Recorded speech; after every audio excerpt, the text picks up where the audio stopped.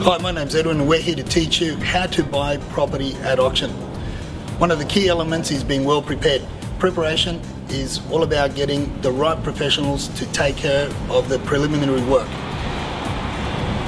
One of the professionals is a solicitor to take care of the conveyance. The second being a builder to take care of the pest and building inspection, to do the background work on the integrity of the building. The third is all about getting to know the area and the price that you should be buying the property at.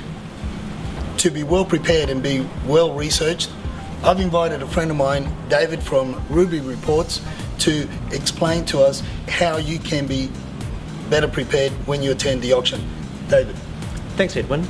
Well, at Ruby Reports, we aim to help people make sure they're paying the right price for a property and also that they know exactly what they're buying. So we go in there to take the emotion out of the procedure. So one of the things that we do is we'll get in there and have a look at what you should actually be paying for the property. We'll look at recent sales in the area and we'll tell you how much you should pay for the property so you're not paying too much.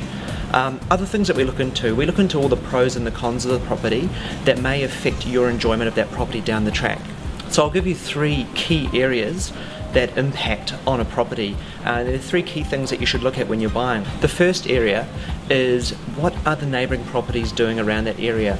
It's not just the home that you're buying, you're also buying into a particular area. You should look at those properties and make sure that there aren't things around that might affect your enjoyment. Things like, are there driveways nearby that are going to have a lot of traffic running down them?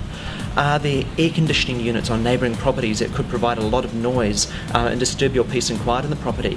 Are there electricity substations nearby? These can all be things on neighbouring properties in the area that often people don't find out till they've moved in, and then they see what's next door and they regret buying that property.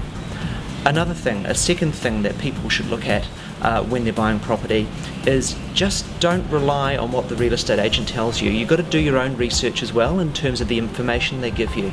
For example, many real estate agents will give you a floor plan these days which will have room measurements on it, telling you how big each part of the property is. Unfortunately, often that information's inaccurate.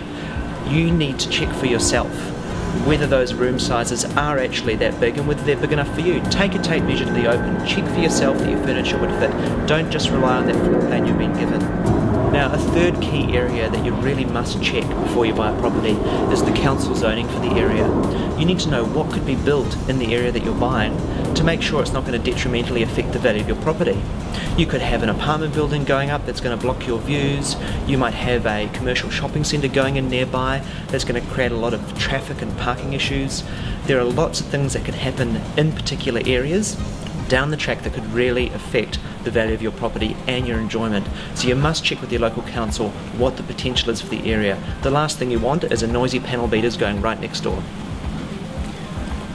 So being well researched, being well prepared will certainly make your life more comfortable, not only now but in future. So getting the right reports, employing the right professionals to do all that background research will eliminate the emotional aspect of buying at auction. So stay tuned for part 2, setting your limits.